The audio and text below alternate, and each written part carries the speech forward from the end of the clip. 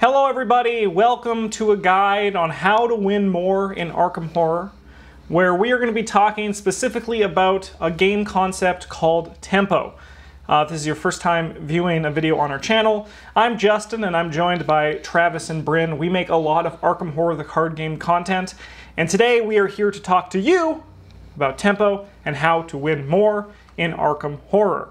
So, if you're just starting out, you're probably just wondering, like, how does you know how the game beats you because you experience it, right? You get your crap pushed in by the Ghoul Priest, and then you're like, there was nothing I could do. And at the same time, when we first played the game and the Ghoul Priest came out, we were like, this dude has this much health, how are we ever gonna win, right? So when you first start, it is very overwhelming.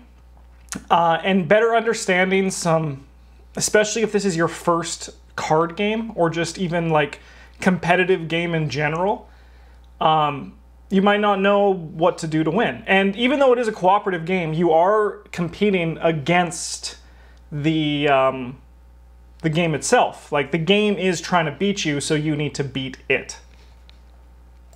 So how is the game designed? Its time is of the essence. The more time you spend not doing and progressing, the more the game is going to win. And the game, even if you are trying to progress and win, will slow you down. So the game slows you down in a variety of different ways. So there's the Mythos deck, which you're probably very well acquainted with, that every turn you draw a card and something bad happens. And these bad things can change depending on what you get. Frozen in Fear is a pretty obvious example where it just eats up your actions on a turn. You get 3 actions a turn, and this makes it that if you move, fight, or evade, which are pretty common actions, especially for the fighter of the group, you get 1 less action, which you get 33% less turn than you did before, and that sucks. One of you guys want to take Hunting Shadow, what it does? So Hunting Shadow makes you choose between either spending one of your clues or taking 2 damage. Either way, the game puts you behind this way. Like, either you lose the action that you spent to successfully gain the clue, or you take 2 damage. Obviously, taking damage doesn't inherently stop you from playing the game, but at a certain point it will. Because, you know, you'll just be dead. It doesn't matter until it does. Yeah, it doesn't matter until it kills you. Yeah, because like the first time you draw Hunting Shadow, you can be like, I'll easily take the 2 damage. But the next time you're like, this damage will kill me. I'll have to spend my clue. Yeah, if you're playing someone with only 5 health, like, maybe spending that clue is worth more than just taking 2 damage on the face. Yeah. There's also the Acolyte, which... Yeah, Acolyte, he puts Doom down on the board, which is... the timer. Like, that's the obvious way that the game gains tempo. Like, that's the game's goal, is to fill up the Doom, right? It's just doing what it does, but faster. And then the other card we have here is Ravenous Ghoul, which just represents monsters and enemies in general, where, as a general rule, your win condition, the thing that you're trying to accomplish, usually relates to gathering a bunch of clues. And the people who are really good at getting clues, coincidentally, are not very good at fighting monsters. And so, if you don't have someone who's good at fighting monsters, they will eat up a lot of actions in a similar vein to like Frozen in Fear will. Yeah, yeah. So, or they might kill you. Yeah. So then the question is, how do you get ahead of the game? Oh my God, there's a typo in this next slide. What a disaster. By gaining something called tempo. So, we're just going to hop on past this. What is tempo? Professional video. Oh yeah, no doubt. We always are, as we always are on this channel. But what is tempo? So tempo is kind of hard to understand when you first when you first hear what it is. So tempo is basically just gaining an advantage over the game by gaining advantage over the game by being... Travis, you're better at explaining it. It's even hard for me to explain it. I know what it is, but I can't put it into words.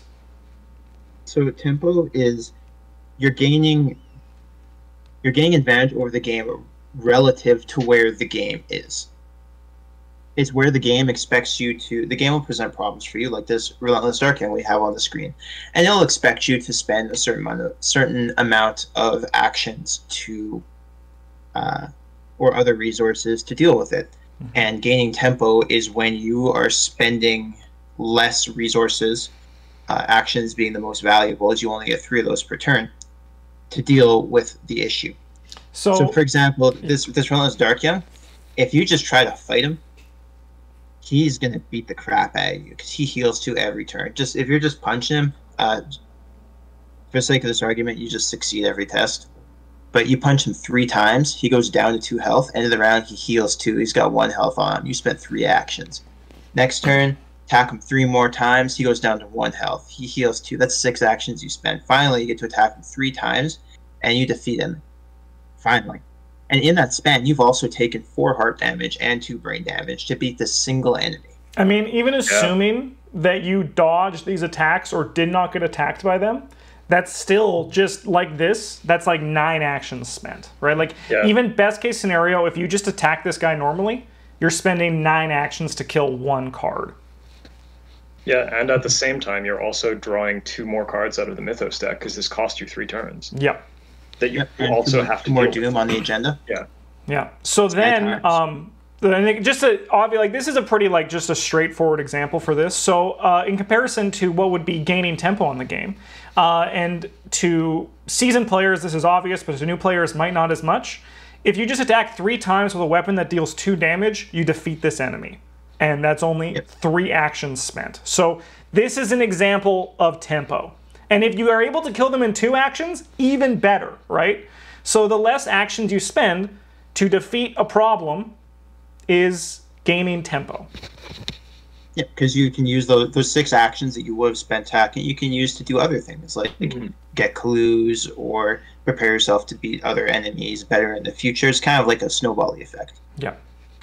Yeah, another example of tempo would be that this monster doesn't have Hunter, so it doesn't follow you. It'll just stay in one place. So you could evade it for 1 action, and then just walk away. Yep.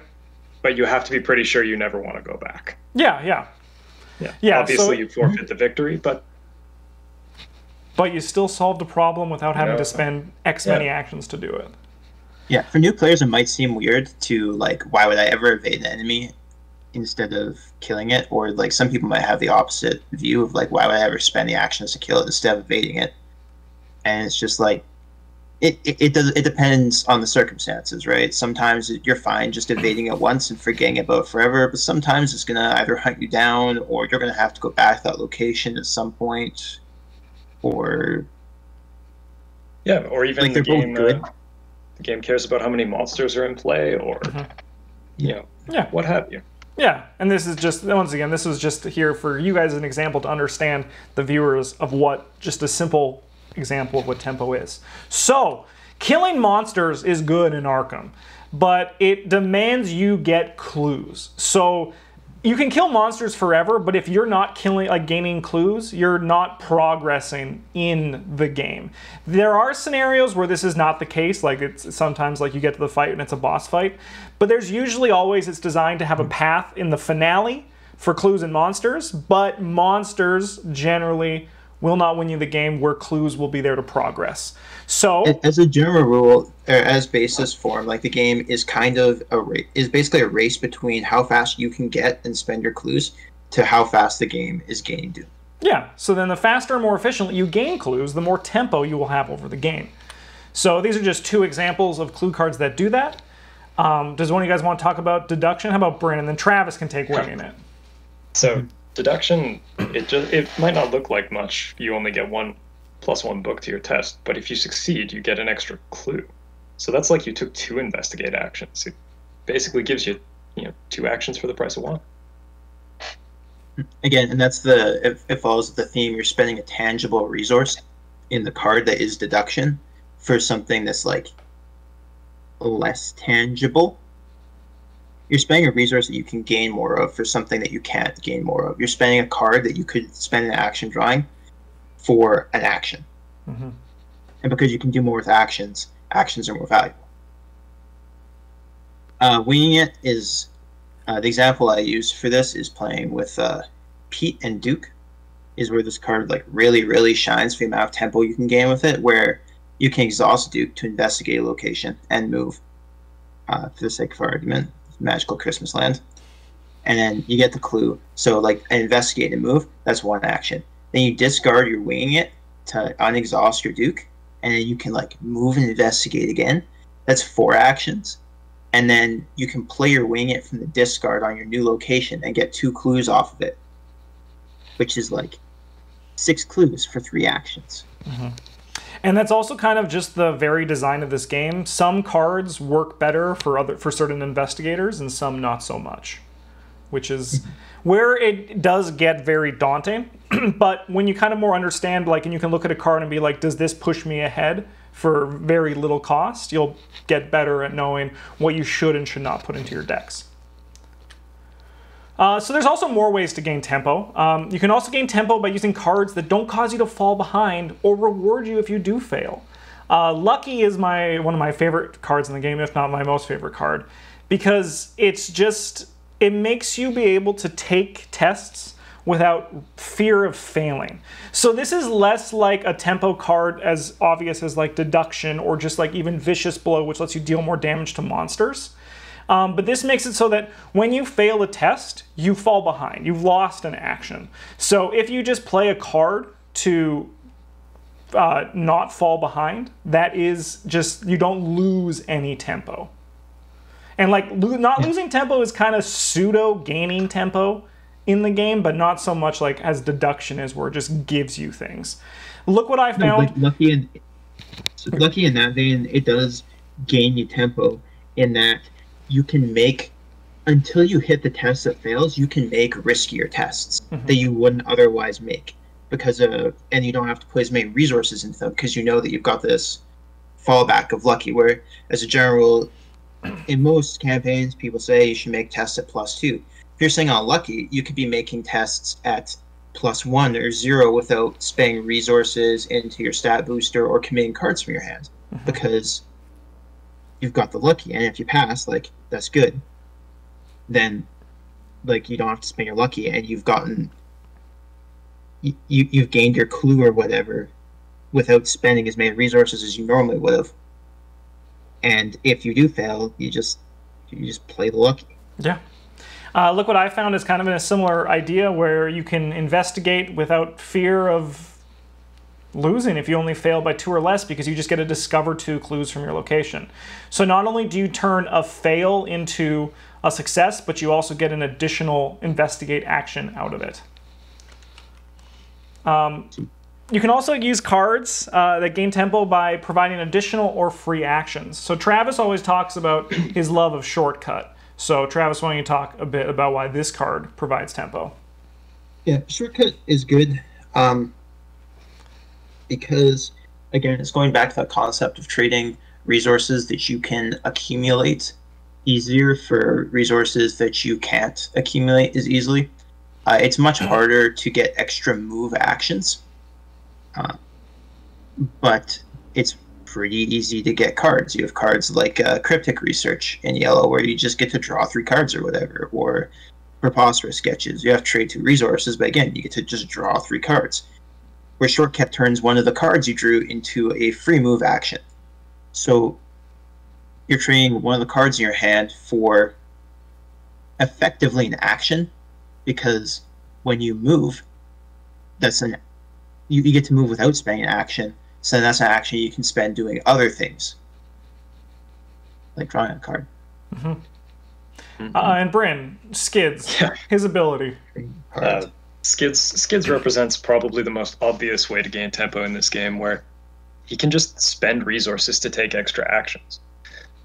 It's personally my favorite way to gain tempo advantage in the game, is just to play more turn. More. Yeah, right. Like even if we're looking at him and we're not doing anything to enable his ability, every other turn we get to take 4 actions instead of 3. Yeah, it's like it just gives us a little more 17.5% increase. Yeah. Turn. Yeah, it's just a little bit more than the game expects you to be able to do. Yeah. So then there's this is a next interesting question to try to explain to you guys, but what does tempo feel like? So the perfect example of this is Deny Existence, level 0, but also Deny Existence level 5 especially.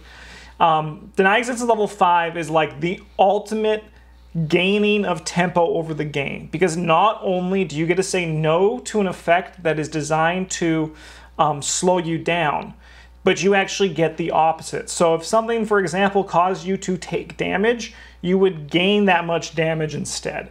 So like playing level 5 Deny Existence is like what tempo would actually physically, like would like emotionally feel like when you're experiencing it. That turn when you play level 2 Deduction and you get a bunch of clues on your location and you're like, dude, I've done it. That is how you know you're gaining tempo. When you feel like you're cheating the game over. Sorry? Yeah.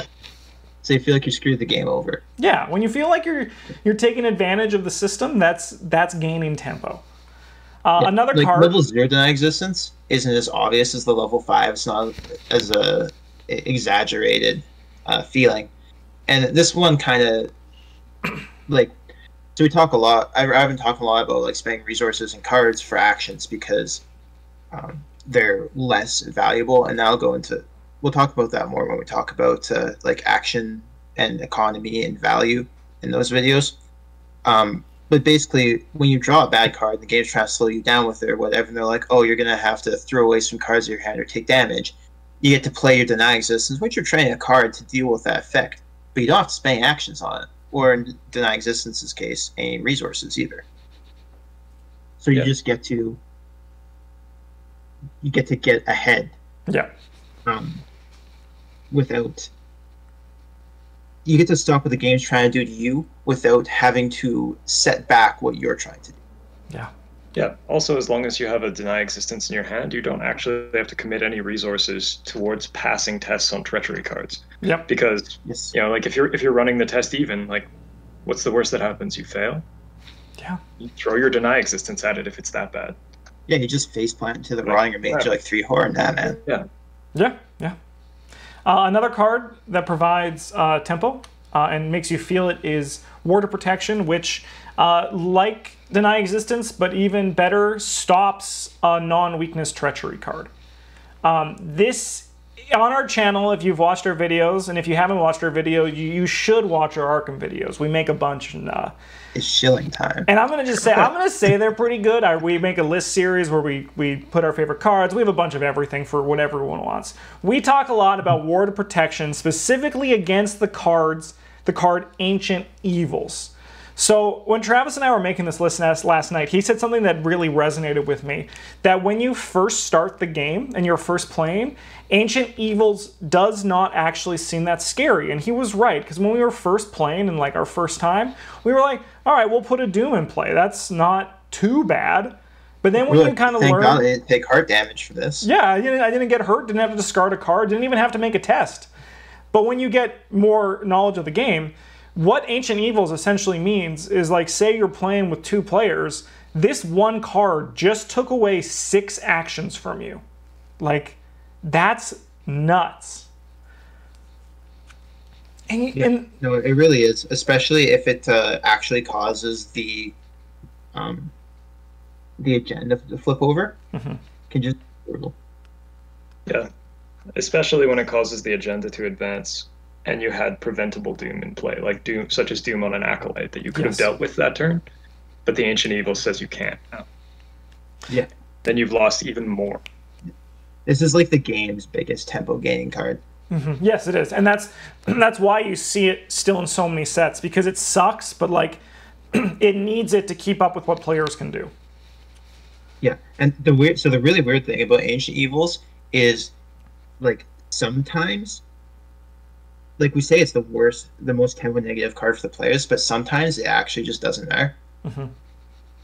Sometimes you flip the Ancient Evils and you're like, that's fine, because we sacrificed so many of our other resources, like our health and our sanity, or like you just don't have very many other resources. You're happy, but you're so far ahead of the game that it doesn't matter if the game gets 1 turn on you, because you're going to win the next turn or 2 anyway. Yeah. Right? You've allowed the game to pressure you in other ways. So one thing that Ancient Evils is pretty cool is that throughout all the Return to expansions, they kind of like look at Ancient Evils and kind of redesign it and replace it, which I think is really compelling. When you're just starting out, you might not know about these cards, but we're just going to touch on these Ancient Evils versus Resurgent Evils versus Delusory Evils to kind of talk about the tempo that the game gives you, like when it's fighting against you, and why some cards aren't as bad using these as examples. So Ancient Evils sucks. It steals actions from you.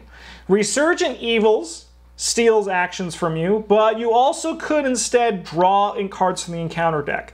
With certain characters, this isn't so bad. But then Resurgent Evils sucks, but it's a different suck. Yeah, and then Travis, we get to Delusory Evils, and you wanted to talk about this one, so I'll let you take this. Yeah, I really want to. So many players praised Resurgent Evils in particular when it first came out, and Delusory Evils is kind of a joke compared to the other two.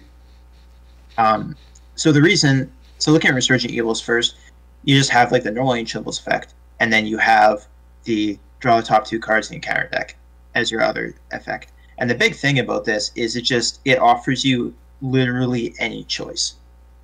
Like a card like Resurgent Evils could have it could have the Ancient Evils effect, and then also your Investigator is defeated, and it would still be better for the players, just because like any percent of the time, that other option is better for you.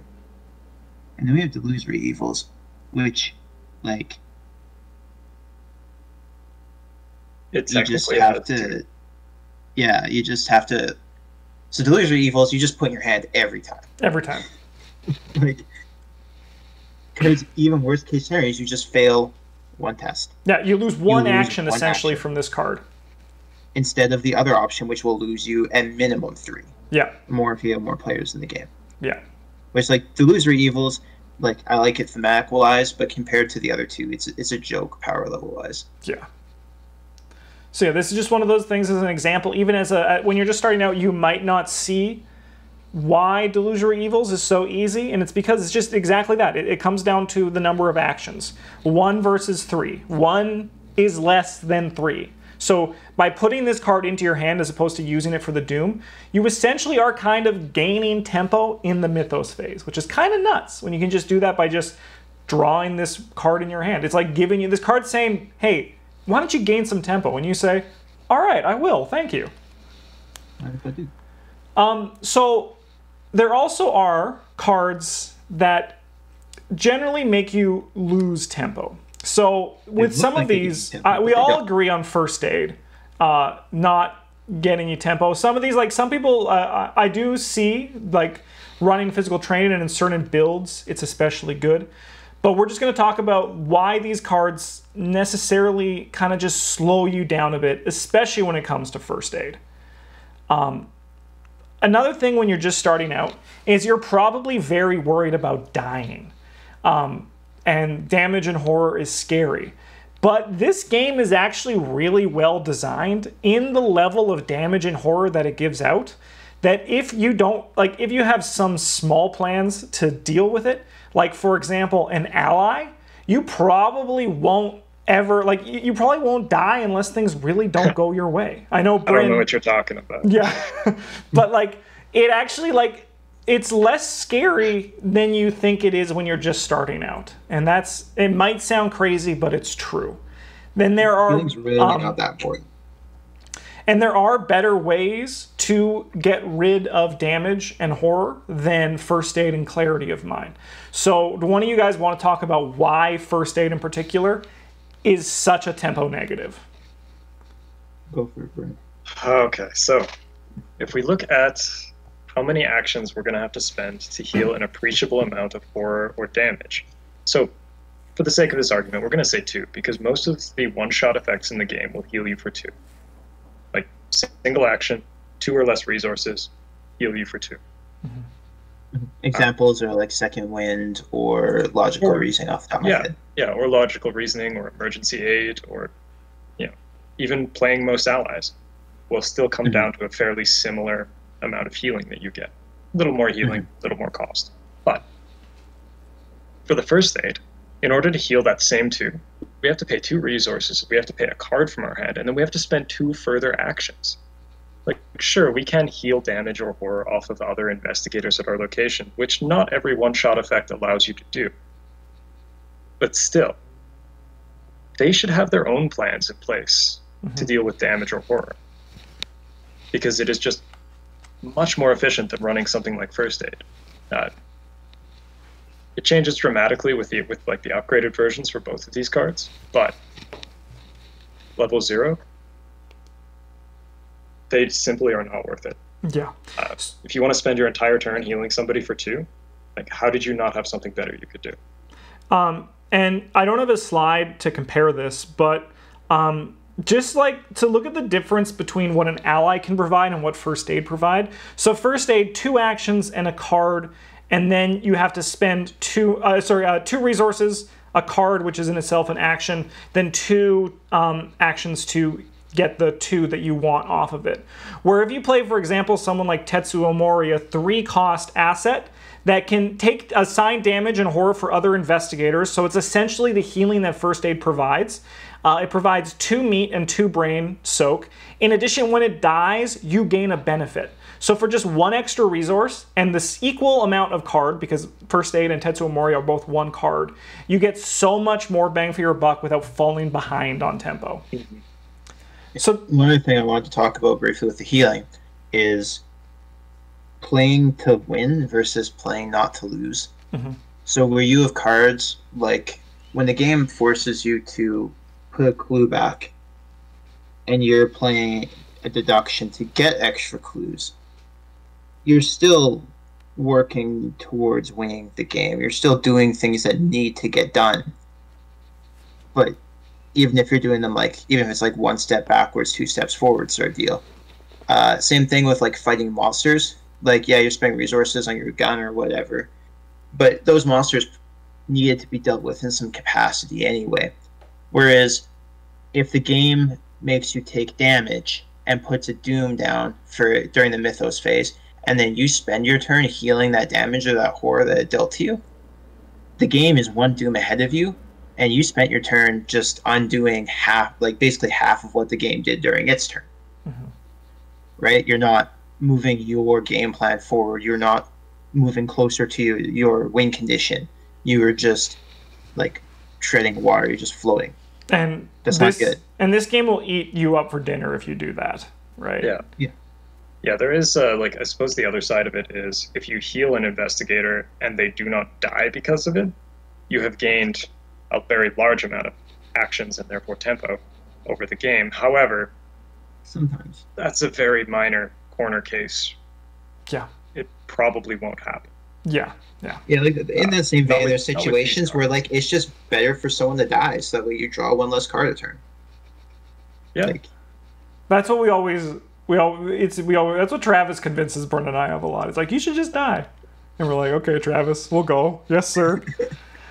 So when it comes to this, a good thing to do to help you kind of just get better at card evaluation in this game is just like comparing similar effects to determine what loses less tempo if you're looking at that. Now, physical training and combat training are different cards and they do different things. And they're meant for different builds and all that jazz, right? We're not saying that combat training is like physical training and combat training, like they can fit in different holes. But if you look at just these cards on their value of tempo, you can see already that combat training is it's 1 resource, so 1 less. It's fast, so it doesn't take an action to play. And that even though it will eventually get destroyed, if you have things like allies in play, they won't go. And even then, you have 1 soak. So if you need this, it can do its thing. And otherwise, it's just gone. So this is just a skill also along the lines of First Aid versus Tetsuo Mori, looking at cards and seeing what's a better option if I'm looking for something in my deck. It might not be the option you want to go with, but even just looking at it is a good way for you to determine what cards you want and what will help you win more as opposed to lose more. Yeah, you can tell the combat training is the better card here as well in general because they're both intended for fighting monsters, as they both give you plus fist. And the guy on the right side has a gun, whereas the other person only has boxing gloves. Yeah, if you would just buy art, yeah, it's true. Yeah. The last thing we have to talk about in this video is a concept that is, these cards might seem tempo negative on first glance, but we're going to talk about investing in future tempo. Because some cards, they do nothing when you first get them, but they're going to provide an immense tempo boost going forward. Travis, why don't you talk about Fingerprint Kit as why this provides future tempo? Okay, so looking at Fingerprint Kit, you might think initially, like, not every card has to strictly provide you tempo or strictly take it away. Like, playing Fingerprint Kit costs 4 resources, and then, like, you have to do other actions. You can only use it once per turn. You have to do other actions to actually use it. And if it feels like, from that strict point of view, like, yeah, it loses you tempo. You're spending 4 resources for basically nothing. Even if you spend 4 resources in the action to play it and then an action to use it, you're getting 2 clues out of it, assuming you succeed. So you spent 2 actions to get 2 clues, which is like where you'd expect to be, kind of. But then you also get more clues in the future. So even though you're spending so you spend the 1 action to play it in the 4 resources, and then you spend 1 other action to investigate 2 clues, and now you're breaking even on the number of actions for this. So you spent 2 actions to get 2 clues, whereas if you hadn't played, you just investigated naked, then you would get 2 clues for your 2 actions. And then the next round, you use it again, and you got 2 more clues. Now you're up in action because you spent 3 actions to get 4 clues, whereas if you're investigating naked, you only be 3 to 3. And then if you succeed on the last one as well, then boom, you're up 2 actions because you have 6 clues for your 4 actions instead of 4 to 4. And then on that note, like, Fingerprint Kit's like not super efficient. It is a level 0 card, but I think it's like the only asset kind of that has like a defined number of uses. It's just so it doesn't have other considerations. Yeah. It's just such a good example of this effect. Yeah. And then Bryn, with extra ammunition, why is more ammo on a firearm asset good? We didn't tell them why this one was in the slide. If we consider just like our basic firearm, the 45 automatic. For 4 money, we get 4 bullets that give us +1 punch and +1 damage when we fire them. This extra ammo for 2 money gives us 3 extra bullets on our 45. Already, we're kind of ahead of the game of just playing another 45. But it gets even better if our gun gets better. Like if we've spent money upgrading our gun to the 45 Thompson, or a shotgun, this increases in value, in its tempo value, like, dramatically, right?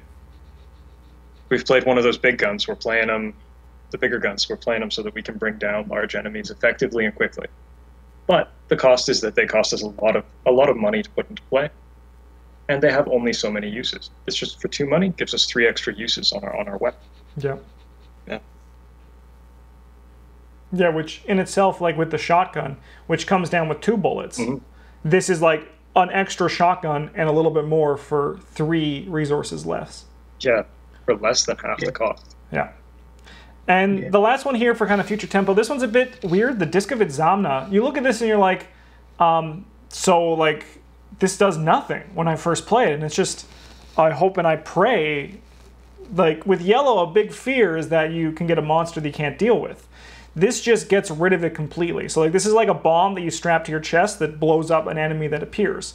Going back to the example we were using with that Relentless Dark Young, versus the 9 actions to 3 actions to 1 action. Like, yeah, you don't get the victory, but we're not talking about victory here. We're just talking purely about this 1 card, playing it for the 3 resources in the action, solves that problem just by itself. So that's where this one also can provide tempo there. It's just an investment. Yeah, so, you go. I was just going to say that like these cards in general also tie into sort of like the value behind the cards that you're playing. And like tempo generation is definitely a consideration in value. When you'll some will do in a different video, but a lot of the times when you hear us, if you watch our videos, you hear us talk about play being good value or like a big tempo swing or something like that. And this is kind of just like what we're talking about. Yeah. So that is our video on tempo. It's kind of a strange concept, but hopefully this video has helped you better understand it. We're going to be releasing more videos on these kind of game mechanics in the future. But if you're first time on our channel, why don't you slam that subscribe button and hit that bell and watch all of the Arkham Horror goodness we have to provide. Thanks for watching. Have a good one. And as always, GG's.